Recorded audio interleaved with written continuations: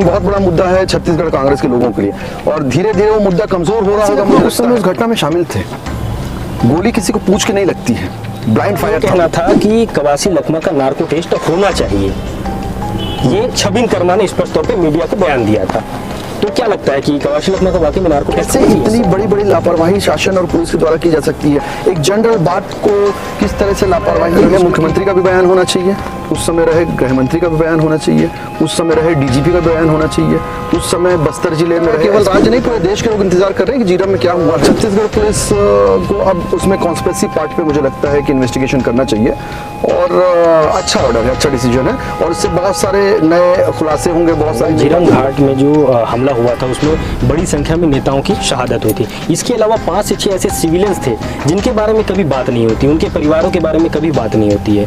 तो आप किस पॉइंट ऑफ व्यू से देखते हैं इसे कि क्या उनके घर वाले भी अभी न्याय इन्वेस्टिगेशन से मैं व्यक्तिगत रूप से संतुष्ट नहीं था। मुझे नहीं लगता था कि एनआईए ने ठीक ढंग से इन्वेस्टिगेशन की है। जितना मैं कानून को समझता हूँ, जितना मैं क्रिमिनल छत्तीसगढ़ पुलिस को जांच का पूरा जिम्मा दे दिया गया है। तो ये जो 3 अलग अलग जांच है, उस जांच को आप किस तरीके से देखते हैं? क्या पुलिस जो जांच करेगी वो पुलिस अलग अलग पहलुओं पे करेगी, क्या उन्हीं पहलुओं पे करेगी जिन पहलुओं पर एनआईए ने किया या आयोग ने किया? 25 मई 2013 इस तारीख का जिक्र जब भी छत्तीसगढ़ सहित देश के किसी भी अलग अलग जगहों में रहने वाले लोगों के जहन में आता है तो इस दिन शाम के 4 बजे जो घटना हुई थी, उस घटना की तस्वीर लोगों की आंखों के सामने में एक धुंधली तस्वीर नजर आने लगती है, क्योंकि ये एक ऐसा समय था जब छत्तीसगढ़ के जो टॉप लीडर थे उनको नक्सलियों ने अपना निशाना बनाया था और उसमें कांग्रेस की जो टॉप लीडरशिप है वो पूरी तरीके से ख़त्म हो गई थी।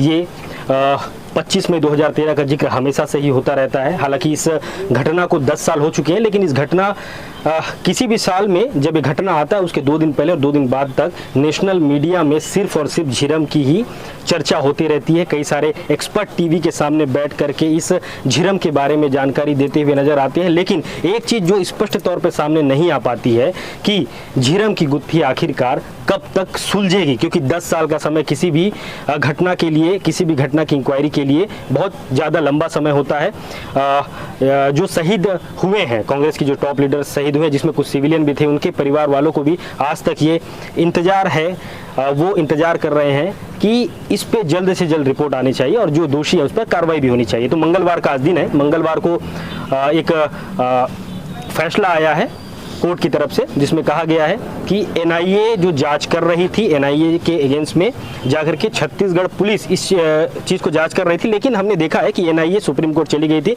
जिसमें स्टे लेकर के आ गई थी। लेकिन आज फिर से एक फैसला आया कोर्ट का जिसमें से छत्तीसगढ़ पुलिस को झीरम घाट का जो कांड हुआ है उसको नए सिरे से जांच करने की जवाबदारी छत्तीसगढ़ पुलिस को दी गई है। खैर, इस पर तमाम जानकारी के लिए हमारे साथ मौजूद हैं वरिष्ठ अधिवक्ता है जो झीरम मामले के जो वकील थे उनमें से एक वकील भी रहे हैं और कांग्रेस की तरफ से वो पैरवी करते हुए भी नजर आए हैं झीरम के मामले में। सर, आपका स्वागत है सर आरसी न्यूज़ पर। सर, आज जो फैसला आया, कोर्ट का जो फैसला आया, उस कोर्ट के फैसले को सर आप किस तरीके से देखते हैं? देखिए, एनआईए की अपील को डिसमिस किया है सुप्रीम कोर्ट ने, जैसा मुझे मीडिया के माध्यम से पता चला। फैसला तो अभी मैं पढ़ नहीं पाया हूँ, उसको डाउनलोड करेंगे और पढ़ेंगे जी। और मुझे लगता है कि बहुत अच्छा डिसीजन है और छत्तीसगढ़ पुलिस को इसमें जांच करना चाहिए था। जब शुरू में ये स्टार्टिंग हुआ कि छत्तीसगढ़ पुलिस को इस पर जांच करना चाहिए तो मुझे लगा था, मैं तो हमेशा से चाहता था कि लोकल पुलिस इसमें जांच करे और छत्तीसगढ़ पुलिस को अब उसमें कॉन्स्पिरेसी पार्ट पे मुझे लगता है कि इन्वेस्टिगेशन करना चाहिए और अच्छा ऑर्डर है, अच्छा डिसीजन है और इससे बहुत सारे नए खुलासे होंगे, बहुत सारी नई बातें निकल के आएंगी। और मुझे लगता है कि जब कमीशन बैठा था इस पे तो फैक्चुअल पार्ट पे तो इन्वेस्टिगेशन नहीं कहूँगा मैं, उस पर जो इंक्वायरी कमीशन के 9 बिंदु थे उस पर जांच हुई, फिर बाद में बिंदु बढ़ाया गया और शुरू से हमारी ये मांग रही थी कि कॉन्स्पिरेसी पार्ट पे जांच होना चाहिए, क्योंकि इंपॉर्टेंट पार्ट है। कॉन्स्पिरेसी पार्ट पे जांच करने के लिए छत्तीसगढ़ पुलिस को अगर ऑथराइजेशन मिलेगा तो बहुत अच्छी बात है। एक एफआईआर पे जांच होगी ये और मैंने इससे पहले भी कई बार कई इंटरव्यूज में कई बार ये कहा है कि एनआईए की इन्वेस्टिगेशन से मैं व्यक्तिगत रूप से संतुष्ट नहीं था। मुझे नहीं लगता था कि एनआईए ने ठीक ढंग से इन्वेस्टिगेशन की है। जितना मैं कानून को समझता हूँ, जितना मैं क्रिमिनल ज्यूरिस्प्रूडेंस को समझता हूँ, तो एनआईए का इन्वेस्टिगेशन मुझे ठीक नहीं लगा था। बहुत सारे ऐसे पार्ट हैं, बहुत सारी ऐसी बातें थी जिसको इन्वेस्टिगेट करना चाहिए था और अब मैं इस बात से खुश हूँ कि छत्तीसगढ़ पुलिस इस पर जाँच करेगी तो नए मामले बाहर निकल के आए। अच्छा सर, एनआईए ने पहले इस मुद्दे को जांच किया, उसके बाद आयोग ने जांच किया, अब छत्तीसगढ़ पुलिस जांच करने वाली है। तो ये 2 जांच, हालांकि इस पर छत्तीसगढ़ पुलिस पहले भी जांच कर चुकी है, लेकिन अब फाइनली छत्तीसगढ़ पुलिस को जांच का पूरा जिम्मा दे दिया गया है। तो ये जो 3 अलग अलग जांच है, उस जांच को आप किस तरीके से देखते हैं? क्या पुलिस जो जांच करेगी वो पुलिस अलग अलग पहलुओं पे करेगी, क्या उन्हीं पहलुओं पे करेगी जिन पहलुओं पर एनआईए ने किया या आयोग ने किया? देखिए, इसको समझना बहुत ज़रूरी है। थोड़ा सा कॉमन मैन को ये समझ में नहीं आता है। एक बहुत इंपॉर्टेंट चीज़ है कि इंक्वायरी कमीशन एक अलग चीज़ है। इंक्वायरी कमीशन घटना के बाद बनाया गया, उस समय की सरकार के द्वारा, भारतीय जनता पार्टी की सरकार थी, उसने इंक्वायरी कमीशन बनाया। इंक्वायरी कमीशन बनने के बाद इंक्वायरी कमीशन ने ऑनरेबल जस्टिस प्रशांत मिश्रा के सुपरविजन पे वो कमीशन था और 9 बिंदु डिसाइड किया कमीशन ने। उस 9 बिंदु पे अलग अलग पॉइंट होते हैं। वो क्रिमिनल प्रोसीजर के मामलों में या क्रिमिनल ज्यूरिस्प्रूडेंस के मामले में, उस मामले में जांच नहीं कर रही थी। उसके अलग अलग बिंदु थे, 9 बिंदु थे। जो देखने का विषय है उसमें कौन से 9 बिंदु थे और घटना कैसे हुई, क्या लापरवाही थी, क्या होना चाहिए था, क्या हो सकता है। इंक्वायरी कमीशन बेसिकली उस पर इंक्वायरी करता है। क्रिमिनल पार्ट पे बहुत ज़्यादा इंक्वायरी कमीशन ने इंक्वायरी नहीं किया है। और मुझे लगता है कि जो सबसे महत्वपूर्ण पार्ट होता है, देखिए कहीं पर अगर कोई आपराधिक घटना होती है, कोई क्रिमिनल इंसिडेंस अगर होता है, तो उसमें कॉन्स्पिरेसी एक बहुत बड़ा मुद्दा है। तो कॉन्स्पिरेसी पार्ट पे इन्वेस्टिगेशन होना बहुत ज़रूरी था। और एनआईए की चार्जशीट भी जो मैंने देखी है और जो पूरे मामले को मैं इतने नज़दीक से देखा हूँ, मैंने इंक्वायरी कमीशन में पैरवी की कांग्रेस की तरफ से, लगातार इस मामले को मैं देखता आया हूँ पिछले 10 साल से और इस पर मेरी नज़र रही है।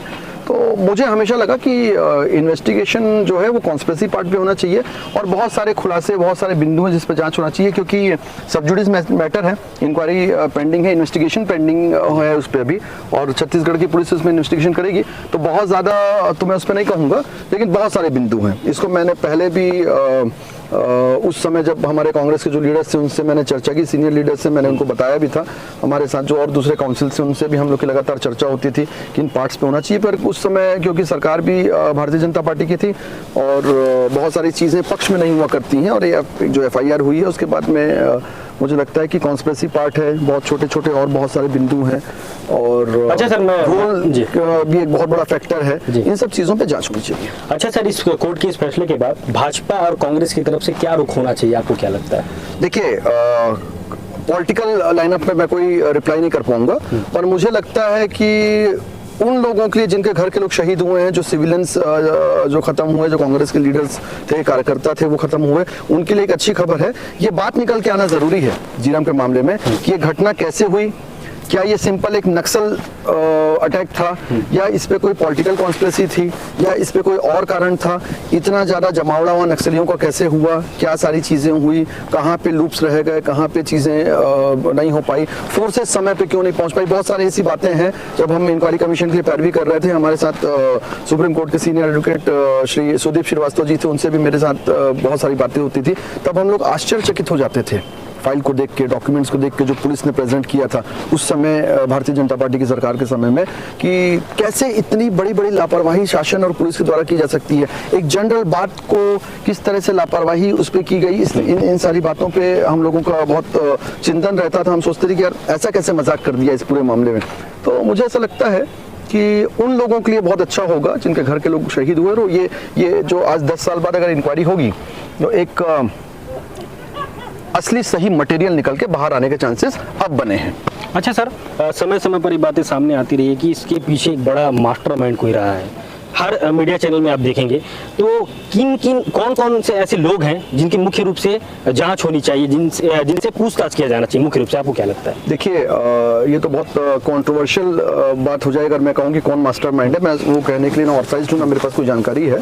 लेकिन मुझे लगता है कि नेचुरली जांच उस समय सरकार में रहे लोगों की होनी चाहिए। उस समय रहे मुख्यमंत्री का भी बयान होना चाहिए, उस समय रहे गृह मंत्री का भी बयान होना चाहिए, उस समय रहे DGP का बयान होना चाहिए, उस समय बस्तर जिले में रहे SP का भी बयान होना चाहिए। हालांकि इंक्वायरी कमीशन में उनके बयान हुए हैं, IG के उस समय के बयान हुए हैं, SP जो थे उस समय बयान हुए हैं। पर लूप्स जो रह गए, जो गलतियां हुई, फोर्सेस पहुंची नहीं पहुंची, लेट पहुंची, इन सब चीज़ों पर भी जाँच होनी चाहिए। और जो मेगा इन्वेस्टिगेशन का पॉइंट है वो है कि कॉन्स्पिरेसी जो है, और मेरा ये मानना है कि सरकार को कब जानकारी हुई, सरकार ने क्या कार्रवाई करने को कहा, क्योंकि हम आदम युग में तो थे नहीं, फ़ोन और टेलीफोन सारी चीज़ें अवेलेबल थी, नेट अवेलेबल था। बहुत सारे मामलों का और सभी लोगों का जो उस समय पावर में थे या जिनके पास में ऑथराइजेशन था या जो किसी फैसले को लेने के लिए सक्षम थे, उन सभी लोगों का बयान, उनसे पूछताछ होना एक बार फिर से होना चाहिए और पुलिस के पॉइंट ऑफ व्यू से होना चाहिए और कॉन्स्पिरेसी को फाइंड आउट करने के पॉइंट ऑफ व्यू। मैं ये नहीं कह रहा हूँ कि उसमें कोई इन्वॉल्व है, मैं ये कैसे कह सकता हूँ कि कौन इन्वॉल्व है, लेकिन मुझे लगता है बहुत सारी बातें जो मैं समझ पा रहा हूँ कि बहुत सारे लोग उस समय जो गवर्नमेंट में थे, है ना, सारे लोगों को मैं सीधा कह रहा हूँ कि उस समय के मुख्यमंत्री का भी बयान होना चाहिए, रमन सिंह का 100% होना चाहिए, उस समय के गृह मंत्री का भी बयान होना चाहिए, उस समय के डीजीपी का भी बयान होना चाहिए। वो सारे बयान होंगे तो शायद बहुत सारी बातें कॉन्स्पिरेसी पे भी और आपकी लापरवाही पे भी और बहुत सारी बातें शायद बाहर निकल के आ सकती हैं, मे भी। बिल्कुल सर। इसके अलावा जब 10वीं बरसी थी 25 मई 2023 को ही, तो कांग्रेस के ही नेता हैं जिन्हें बस्तर टाइगर कहा जाता था, महेंद्र कर्मा, उनके जो पुत्र हैं छबिन कर्मा, उन्होंने सीधे तौर पर कहा था अपनी ही पार्टी के नेता कवासी लखमा जो उस घटना में थे, उन्हें भी चोट आई थी, तो उनका ये कहना था कि कवासी लखमा का नार्को टेस्ट होना चाहिए। ये छबिन कर्मा ने स्पष्ट तौर पे मीडिया को बयान दिया था। तो क्या लगता है कि कवासी लखमा का वाकई में नार्को टेस्ट होना चाहिए इस मामले पे? देखिए, क्योंकि मैंने कांग्रेस की तरफ से पैरवी की है, लखमा जी उसमें उस घटना पे ये समझने की जरूरत है, मुझे लगता है लखमा जी उस घटना में बाहर नहीं थे, लखमा जी उस घटना में शामिल थे। मुझे ध्यान है कि उनको चोट भी लगी थी, उनको ब्लीडिंग भी हुई है और नंद कुमार पटेल जी के साथ वो गाड़ी पे सवार थे उस समय पे, और बाकी सारी बातें सभी को पता है। लखमा जी बाहर से अगर बैठ के किसी चीज को कंट्रोल कर रहे होते या वो उस घटना से बाहर होते, शायद आप एक बार कह सकते थे किसी प्रकार का एविडेंस या कोई लीड मिली है कि उसका इन्वेस्टिगेशन किया जा सके। कवासी लखमा उस समय उस घटना में शामिल थे। गोली किसी को पूछ के नहीं लगती है, ब्लाइंड फायर था वो। मैंने स्पॉट भी देखा है, इधर से भी देखा है, उधर से भी देखा है, सब कुछ देखा है, फाइलें पढ़ी हैं, सब कुछ देख रहा हूं मैं। ब्लाइंड फायर के दौरान कवासी लखमा को भी गोली लग सकती थी। तो मुझे ऐसा कोई मटेरियल, ये मेरा व्यक्तिगत विचार है कि मुझे ऐसा कोई मटेरियल आज तक समझ में नहीं आया कि कवासी लखमा की जांच हो। Point number 1। Point number 2, Kawasi Lakhma की जांच की बात कौन कर रहा है? नेचुरली ऑपोजिशन के लोग कर रहे होंगे, उस समय की भाजपा की सरकार कर रही होगी। ये एक पॉलिटिकल फंडा हो सकता है कि इसके ऊपर डाल दो, उसके ऊपर डाल दो।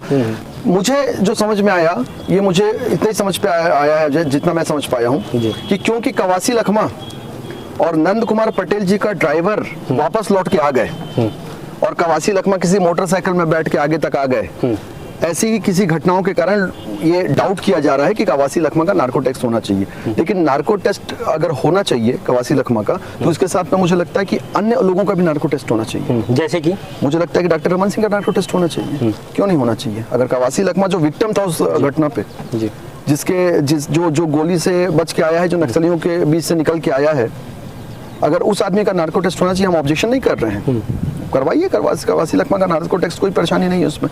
दूध का दूध, पानी का पानी होना चाहिए, सब सामने आना चाहिए, जो कल्प्रेट है उसको तो सजा मिलनी चाहिए। लेकिन क्या बाकी लोग का नार्को टेस्ट नहीं होना चाहिए? बाकी लोगों का भी नार्को टेस्ट होना चाहिए। अच्छा सर, आप बता रहे थे कि अपोजिशन के लीडर कोई बोलते हैं, तो कोई अपोजिशन का लीडर अगर नार्को टेस्ट की बात करता है तो अलग बात थी। पार्टी के लोग ही जो उनके साथ उठते हैं, बैठते हैं, उनके द्वारा ही नार्को टेस्ट की बात कही गई। देखिए, ये तो कांग्रेस, मैं अब कांग्रेस पार्टी का पहले मेंबर था, अब तो मैं कांग्रेस पार्टी का पार्ट भी नहीं हूँ। मैंने रिजाइन दे दिया है 2018 में कांग्रेस पार्टी से। मैं कांग्रेस का प्राथमिक सदस्य भी नहीं हूँ। इंटरनल मामला है पार्टी के लोगों का। वो छविंद्र कर्मा क्या कह रहे हैं, उनके फादर की डेथ हुई है उस घटना में, और महेंद्र कर्मा हम सबके सर्वमान्य लीडर थे।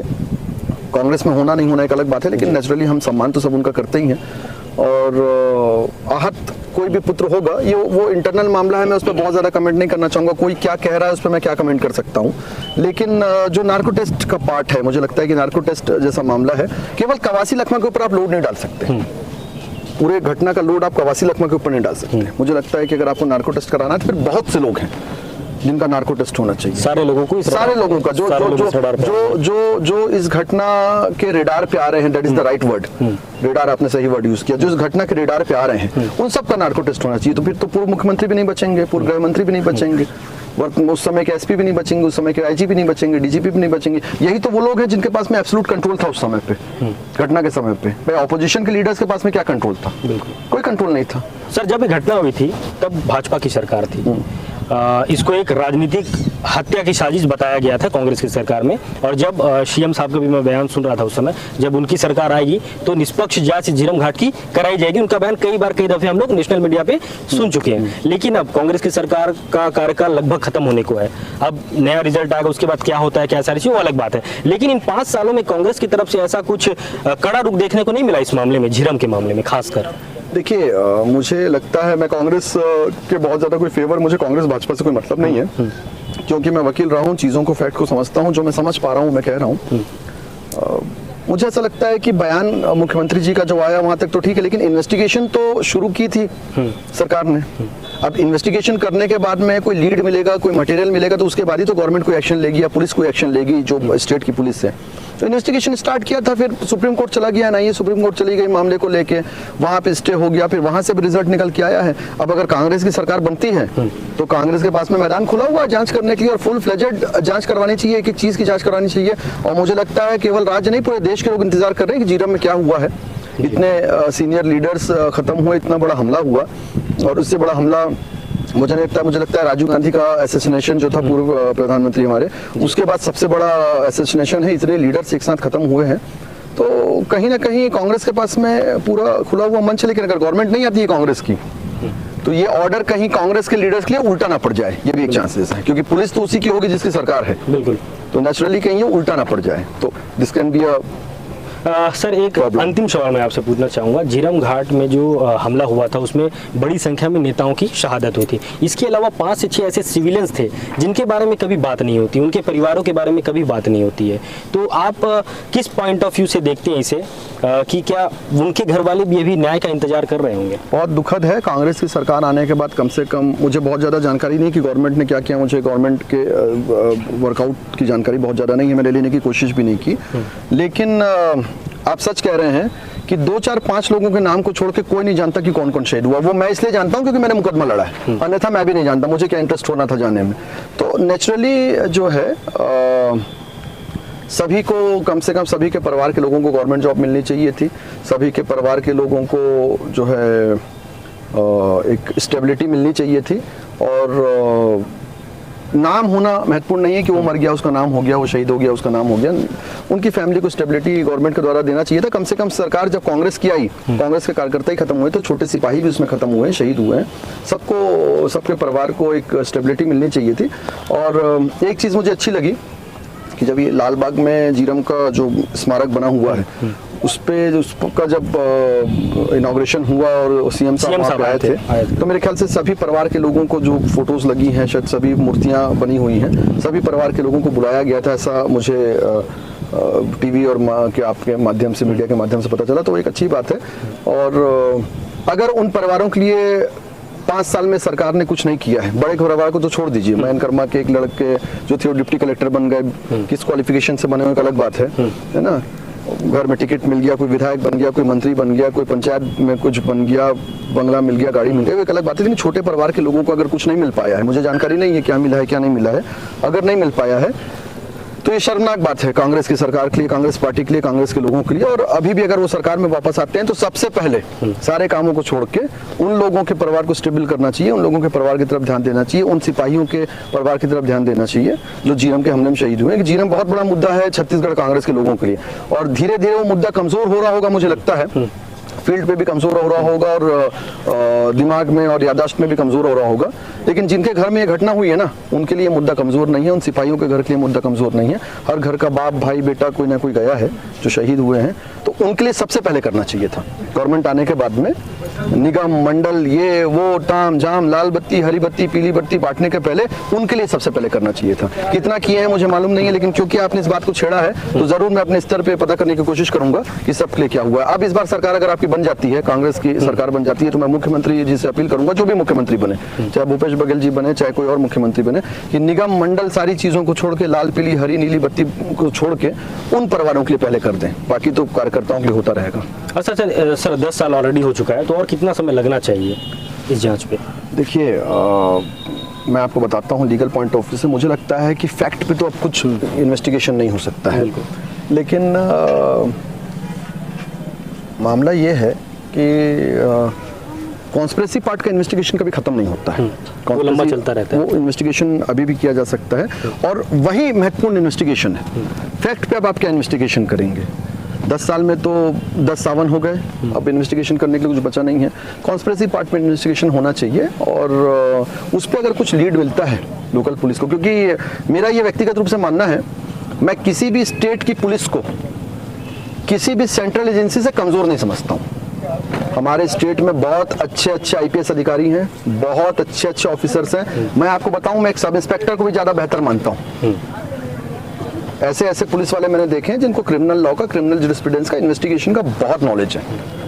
तो अच्छी टीम बना के उनके हाथ में अगर इन्वेस्टिगेशन सौंपा जाएगा तो दूध का दूध पानी का पानी करने की क्षमता छत्तीसगढ़ पुलिस में है 100%। बहुत बहुत धन्यवाद सर। तो ये है शंकर दुबे जो सीनियर वकील हैं और झीरम के भी वकील रहे, कांग्रेस की तरफ से उन्होंने पैरवी भी करी है। खैर, उन्होंने एक महत्वपूर्ण बात ये कही कि झीरम एक ऐसा मुद्दा है जिस पर सिर्फ प्रदेश की जनता ही नहीं बल्कि पूरे देश की जनता को इंतजार है, क्योंकि जो घटना हुआ था उस घटना को 10 साल पूरे हो चुके हैं और उस घटना में जो जितने भी नेता शामिल हुए थे उन नेताओं की स्थिति आज अच्छी है, लेकिन उनके परिवार वाले भी इस घटना के पीछे मास्टरमाइंड कौन है उस चीज़ का इंतजार कर रहे हैं। लेकिन जो सिविलियन है उनके परिवार वालों का सरकार ने किस तरीके से ध्यान दिया है, ये भी महत्वपूर्ण बात इसलिए कहनी जरूरी है क्योंकि उनका भी परिवार है, उनके परिवार वाले भी आज इंतजार कर रहे हैं कि जो शहादत हुई है, जो घटना में उनके परिवार वाले मारे गए हैं, उनके परिवार वालों को न्याय जरूर मिलना चाहिए। खैर, कोर्ट का आदेश आया है, अब झीरम की जांच नए सिरे से छत्तीसगढ़ पुलिस करती हुई दिखाई देगी और ये जांच कब तक चलती है ये तो आने वाला वक्त बताएगा। हालांकि झीरम को लेकर के जो कुछ भी अपडेट रहेगी हम आपको बताते रहेंगे और झीरम को लेकर के जो भी सवाल थे, मैं उम्मीद करूंगा कि वो सवाल आपको एडवोकेट के माध्यम से उनके सारे जवाब मिल गए होंगे। फिलहाल मुझे दीजिए इजाजत, मेरे साथ कैमरे के पीछे नरेश और मैं Ajay Chandra, career RC news Jagdalpur. अगर आपको हमारी खबरें अच्छी लगती है तो हमारे चैनल को सब्सक्राइब करिए और ज़्यादा से ज़्यादा लोगों तक शेयर भी करिएगा। धन्यवाद।